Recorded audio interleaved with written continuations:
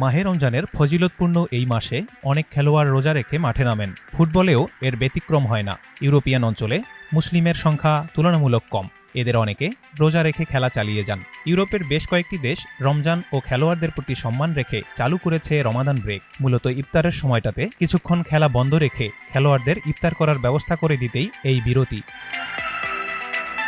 রমজানে সূর্যাস্তের সময়ে চলমান এফএ কাপের সব ম্যাচেই বিশেষ এই বিরতির নিয়ম চালু করেছে ইংলিশ ফুটবলের নিয়ন্ত্রক সংস্থা FA। তবে প্রিমিয়ার লিগের পক্ষ থেকে এখনও কোনো সিদ্ধান্ত আসেনি। বিশেষ এই রমাদান ব্রেক থাকছে বেলজিয়ান প্রো লিগেও। মাত্র ৫% মুসলমানের দেশটিতে সূর্যাস্তের সময়েও হওয়া ম্যাচগুলোতে বিরতি থাকছে। প্রতি বছরের মতো এবারেও অস্ট্রেলিয়ার শীর্ষ ফুটবল লিগ এই লিগে থাকছে ইফতারের ব্রেকের ব্যবস্থা। গেল কয়েক বছর ধরেই অস্ট্রেলিয়ার ফুটবলে চলছে বিশেষ এই উদ্যোগ, যার ধারাবাহিকতা তারা ধরে রেখেছে এবারও। Mahmud Rafi, NTV online.